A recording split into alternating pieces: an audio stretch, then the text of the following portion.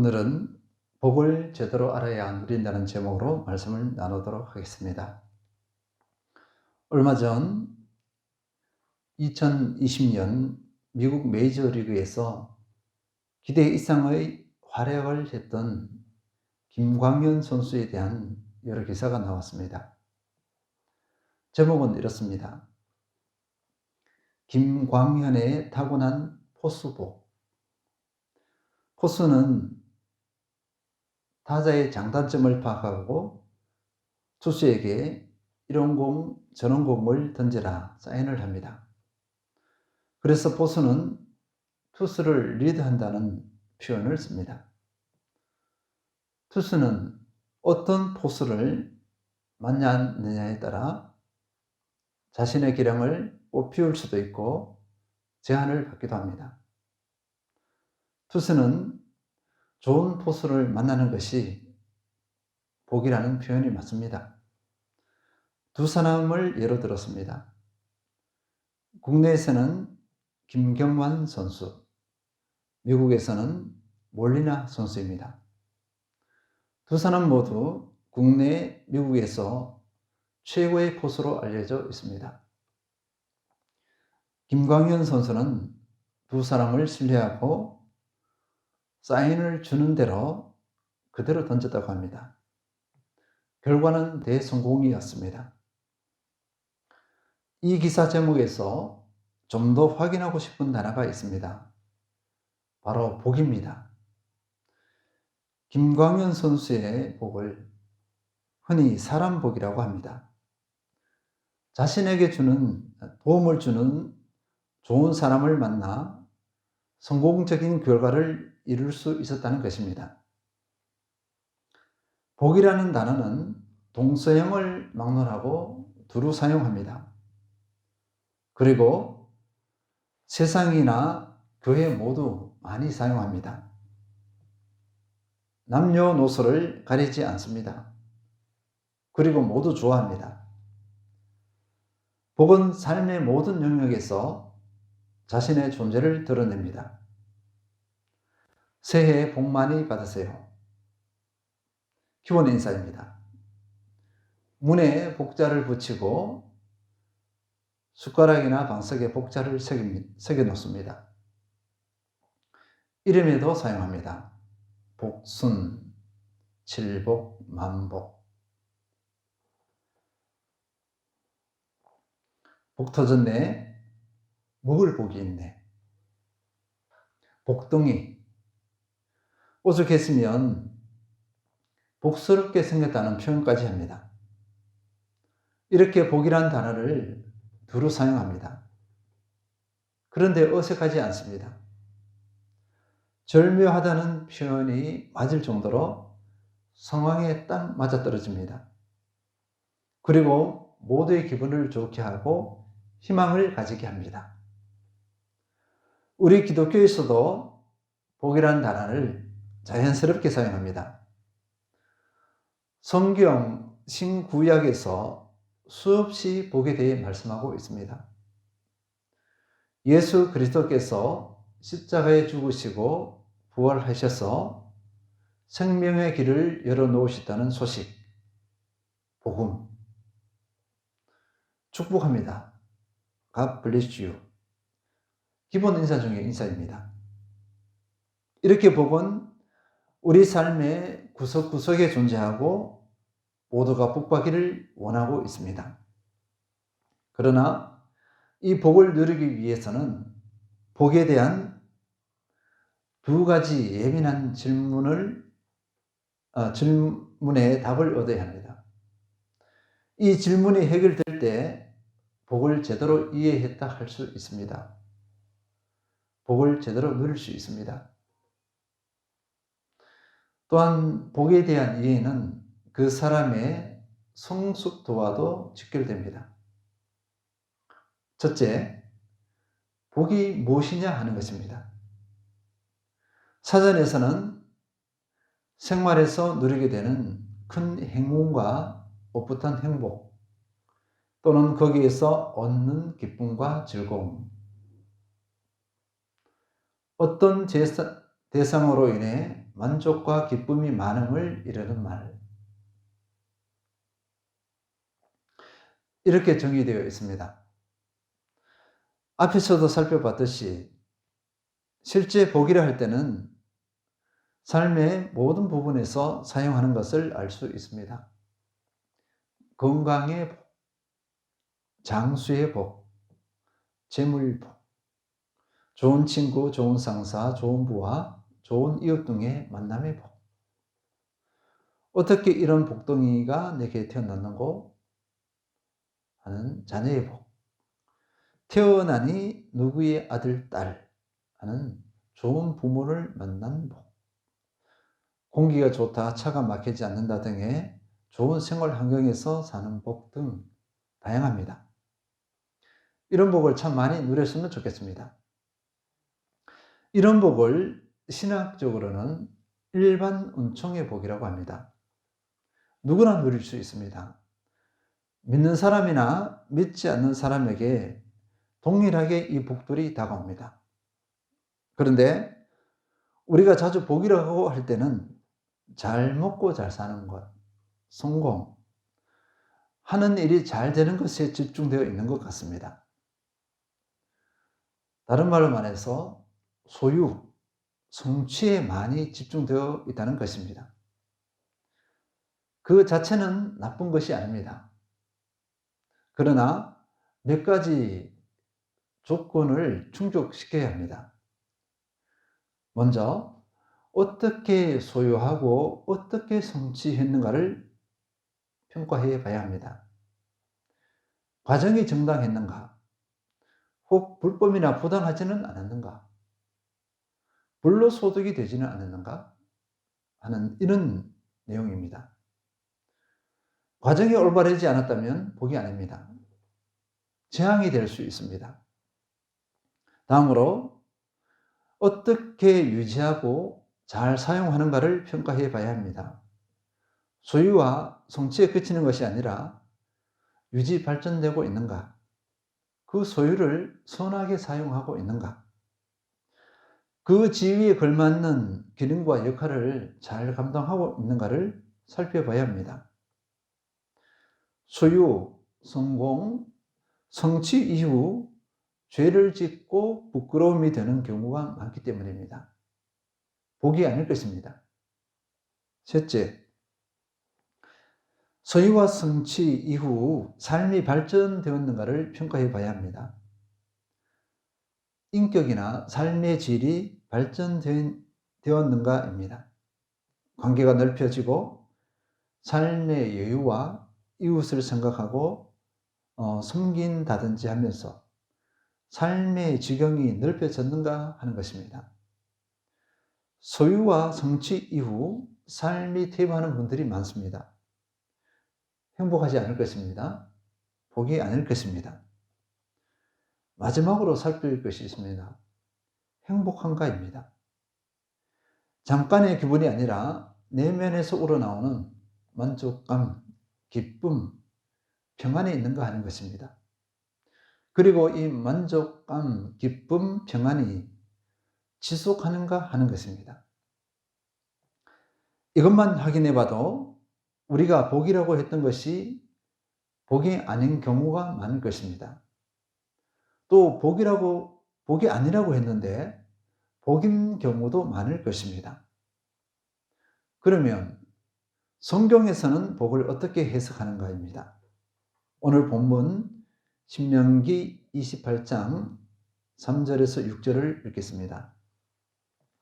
성읍에서도 복을 받고 들에서도 복을 받을 것이며 내 몸의 자녀와 내 토지의 소산과 내 짐승과 새끼와 소와 양의 새끼가 복을 받을 것이며 내 광지리와 떡반죽 그릇이 복을 받을 것이며 내가 들어와도 복을 받고 나가도 복을 받을 것이니라.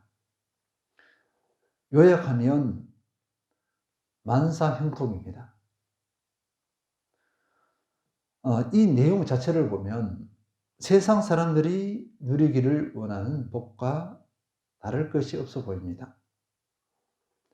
그러니까 일반 은총의 복입니다. 저도 이 부분을 읽거나 묵상할 때 자주 물음표를 던졌던 기억이 있습니다. 성경에서 복을 얘기할 때 뭔가 좀 고상한 복을 이야기해야 될 것 같은데 그냥 일반적인 복입니다. 신명기에서는 이렇게 표현했지만 구약의 다른 성경이나 신약 성경에서는 전혀 다르게 표현하고 있습니다.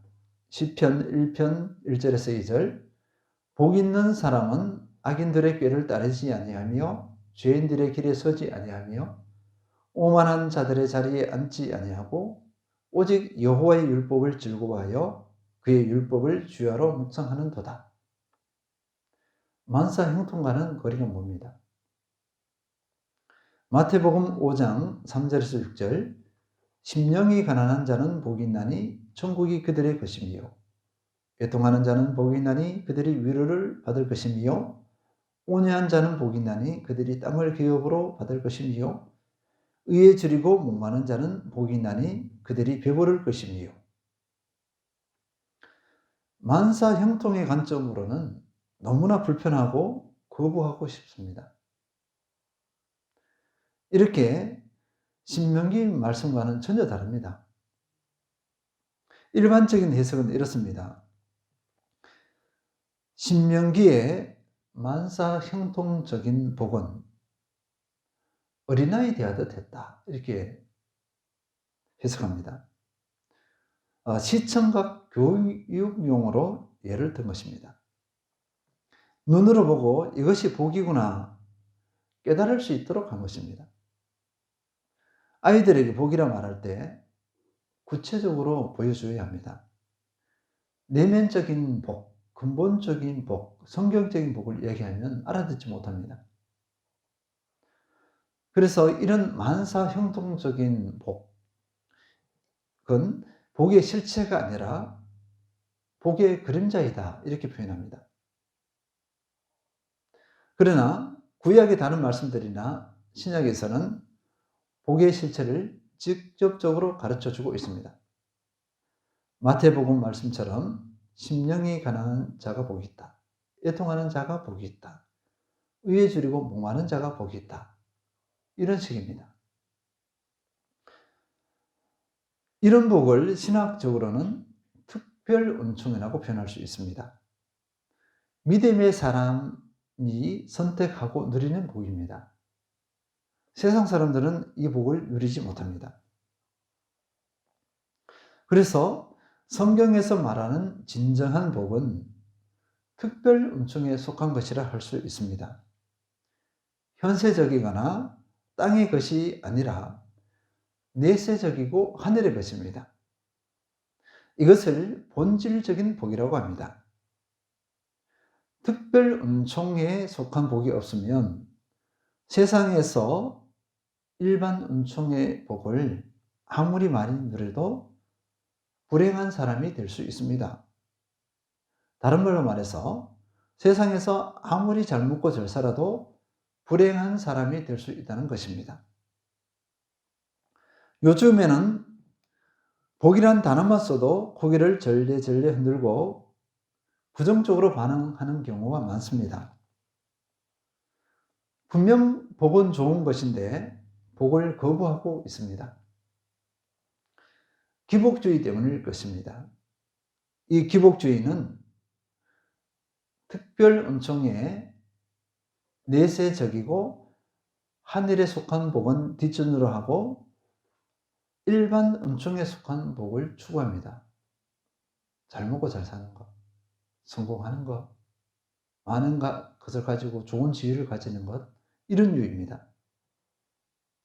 현실적인 복, 땅의 복이 목적이 되어버렸습니다.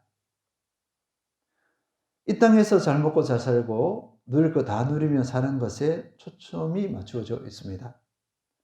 땅에 속한 일반 은총의 복이 욕망이 되어버렸습니다. 그래서 고상한 기독교를 일반 무속 수준으로 끌어내려 버렸다는 평가를 하기도 합니다. 하나님을 찾고 믿는 이유가 겨우 잘 먹고 잘 사는 것, 우리 집이 잘 되고 우리 자녀가 잘 되는 것으로 한정시켜 버립니다. 이런 잘못된 복의 개념에 대해 성경은 여기저기서 경고하고 있습니다. 마태복음 6장 31절에서 33절, 그러므로 염려하여 이르기를 무엇을 먹을까, 무엇을 마실까, 무엇을 입을까 하지 말라. 이는 다 이방인들이 구하는 것이라 너희 하늘 아버지께서 이 모든 것이 너희에게 있어야 할 줄을 아시느니라. 그런즉 너희는 먼저 그의 나라와 그의 의를 구하라. 그리하면 이 모든 것을 너희에게 더하시리라. 예수님께서는 사람들의 어리석은 욕망을 아셨습니다. 그래서 먹고 마시고 입는 것을 추구하지 말고 먼저 하나님의 나라와 하나님의 의를 구하라고 명령하셨습니다. 먹고 마시는 것이 쓸데없다는 것이 아니었습니다. 우선순위입니다. 먹고 마시고 입는 것 하나님께서 다 아시고 다 채워주신다는 것입니다. 기복주의는 세속적인 가치관입니다. 영원한 것에 관심이 없습니다. 영원한 것을 거부합니다. 이 가치관으로는 세상과 타협할 수밖에 없습니다. 한 걸음 한 걸음 세상의 늪으로 빠져들어가게 합니다. 어느 때가 되면 세상 사람과 다를 바 없습니다. 세상 사람보다 더 세상적인 사람이 되어버립니다. 기복주의는 성도의 고난, 성도의 핍박을 해석하지 못합니다. 이해하지 못합니다. 인생의 좌절, 절망을 해석하지 못합니다. 이해하지 못합니다. 인생의 광야를 해석하지 못합니다. 이해하지 못합니다. 많은 사람들에게 삶의 의미를 생각나게 했던 찬양이 있습니다. 히즈윌이란 찬양단의 광야입니다. 광야의 가사 내용 일부분을 소개해 드리겠습니다. 왜 나를 깊은 어둠 속에 홀로 두시는지, 어두운 밤은 왜 그리 길었는지, 나를 고독하게, 나를 낮아지게, 세상 어디도 기댈 곳이 없게 하셨네. 광야에 서 있네. 주님만 내 도움이 되시고, 주님만 내 빛이 되시는, 주님만 내 친구 되시는 광야. 주님 손 놓고는 단 하루도 살 수 없는 곳. 광야에 서 있네.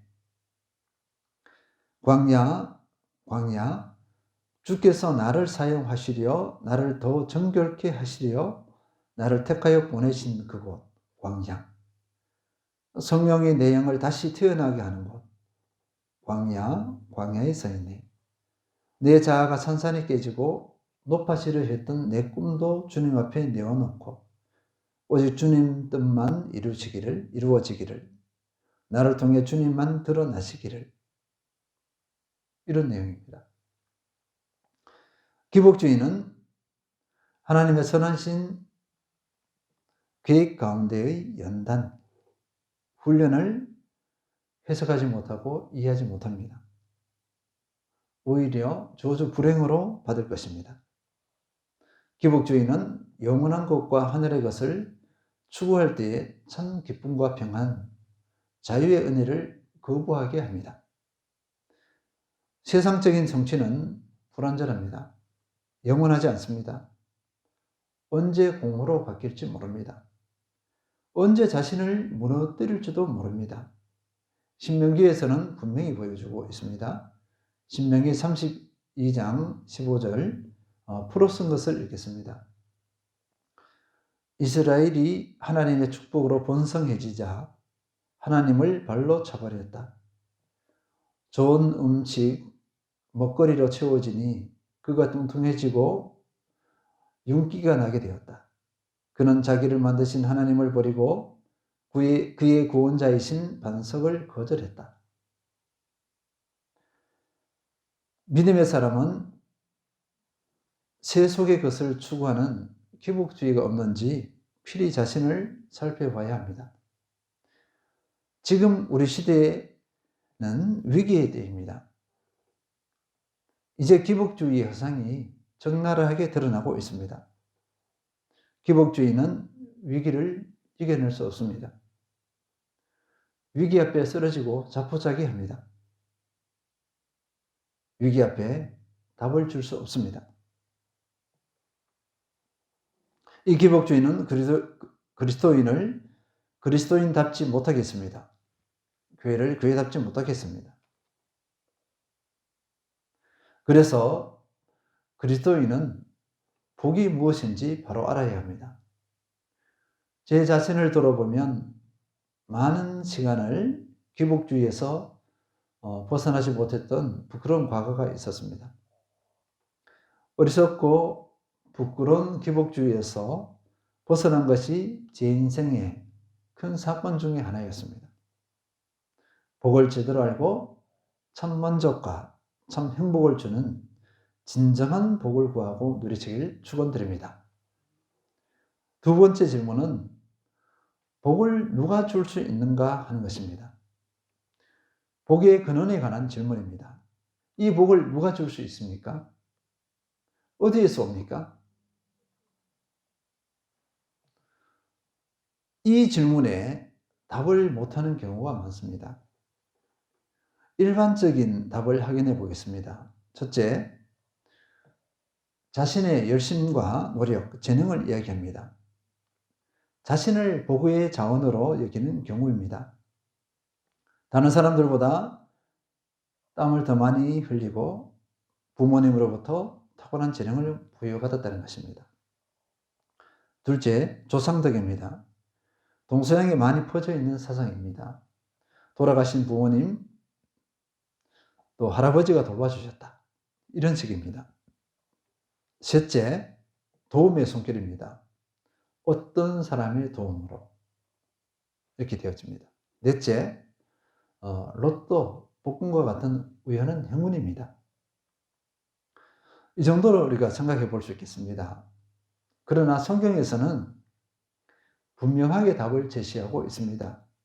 찬송가 1장 만복의 근원 하나님, 찬송가 28장 복의 근원 강림하사. 믿음의 사람들은 복의 근원에 대해 분명히 고백하고 있습니다. 복의 근원은 하나님이시다. 하나님께서 복을 주시는 분이시다. 창세기 1장 28절 하나님께서 그들에게 복을 주시고 하나님께서 그들에게 이르시되 생육하고 번성하여 땅에 충만하라. 땅을 정복하라. 바다의 물고기와 하늘의 새와 땅에 움직이는 모든 생물을 다스리라 하시니라. 창세기 시작부터 하나님께서 인간에게 복을 주시는 분이심을 분명히 명시하고 있습니다. 정육, 번성, 충만, 정복과 다스림은 하나님께서 주시는 복의 한 내용입니다. 창세기 12장 1절 2절 여호와께서 아브라함에게 이르시되 너는 너희 고향과 친척과 아버지의 집을 떠나 내가 내게 보여줄 땅으로 가라. 내가 너로 큰 민족을 이루고 내게 복을 주어 내 이름을 창대하게 하리니 너는 복이 될지라. 하나님께서 아브라함에게 찾아가셔서 말씀하셨습니다. 내가 너에게 복을 주겠다. 이것입니다. 복의 근원은 하나님이십니다. 복 주시는 분은 하나님이십니다. 에베소서 1장 3절 찬송하리로다. 하나님 곧 우리 주 예수 그리스도의 아버지께서 그리스도 안에서 하늘에 속한 모든 신령한 복을 우리에게 주시되. 하나님께서 예수님 안에서 하늘에 속한 모든 신령한 복을 주신다고 하셨습니다. 하나님께서 복을 주십니다. 신명기 28장 2절 오늘 본문 내용입니다. 내가 내 하나님 여호와의 말씀을 청종하면 이 모든 복이 내게 임하며 내게 이르리니. 네. 순종하면 복이 그 사람에게 임한다고 합니다. 하나님께서는 복 받는 비결까지 가르쳐 주셨습니다. 신명기 30장 15절 보라 내가 오늘 생명과 복과 사망과 화를 내 앞에 두었나니. 하나님께서는 생명과 복과 사망과 화를 모든 인생 앞에 펼쳐 놓으셨습니다. 내가 오늘 지금 선택하는 것입니다. 무엇을 선택하느냐에 따라 복을 누릴 수도 있고 누리지 못할 수도 있습니다. 그러면 하나님께서 복의 근원이시고 복을 주시는 주체이신 근거가 무엇이겠습니까? 역대하 29장 11절에서 12절 여호와여 위대하심과 권능과 영광과 승리와 위엄이 다 주께 속하여 사오니 천지에 있는 것이 다 주의 것이로소이다. 여호와여 주권도 주께 속하여 사오니 주는 높으사 만물의 머리심이니이다. 부와 귀가 주께로 말미암고 또 주는 만물의 주제가 되사 손에 권세와 능력이 있사오니 모든 사람을 크게 하심과 강하게 하심이 주의 손에 있나이다. 하나님은 창조주로서 하늘과 땅의 모든 것, 곧 온 우주가 하나님의 것입니다. 온 우주에 대한 절대 주권자이십니다. 그래서 모든 사람을 크게 하고 강하게 하시니 하나님의 손에 있습니다. 복은 하나님께 속해 있고 하나님의 절대 주권의 영역입니다. 하나님께서 복의 근원이시여 복 주시는 분으로 받아들이겠습니까? 믿음으로 받으시길 바랍니다. 정리하겠습니다. 우리는 누구나 복을 받기를 원합니다. 그러나 이 복을 제대로 누리고 이 복이 참된 복이 되기 위해서는 두 가지 질문의 답을 얻어야 합니다. 첫째, 복이 무엇인가? 무엇을 구하고 무엇을 추구할 것인가에 답을 줍니다. 둘째, 복을 주시는 분이 누구신가? 누구에게 복을 구할 것인지에 대한 답을 줍니다. 어떻게 하면 복을 얻는지에 대한 답도 줍니다. 이 두 질문에 대해 성경적인 답을 얻으시고 진정한 복을 누리시는 그 주인공 되시기를 축원드립니다. 아멘.